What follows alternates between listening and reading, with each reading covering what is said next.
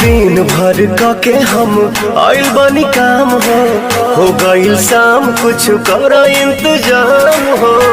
सुना तारू हो बोली ना जी। हाँ। दिन भर के हम आइल बनी काम हो गईल शाम कुछ कर इंतजाम हो। दही में दम रही तबे